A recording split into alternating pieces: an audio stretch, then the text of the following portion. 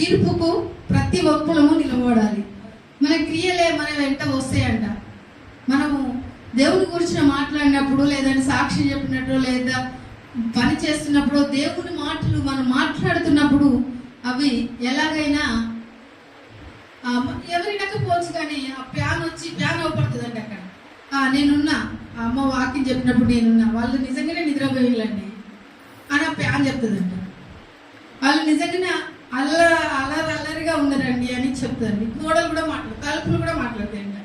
ఎందుకు అంటే దేవుని ఎదుట మనము తప్పకుండా కళ్ళు మూసుకొని పిల్లి పాలు తాగితే ఏమో మనకు తెలియదు అనుకుంటాం, కానీ పాలు తాగింది కూడా దేవుడు చూస్తూ ఉంటాడు. చూస్తాడా లేదా? మన ప్రతిదీ కూడా సమస్తము దేవుడు ఎరిగినవాడు కనుక మనల్ని తీర్పు దినమందు మనం అక్కడ నిలబడవలసిన వారమైనా దేవుడు మనల్ని లెక్కడిగినప్పుడు తప్పకుండా సమాధానం చెప్పవలసిన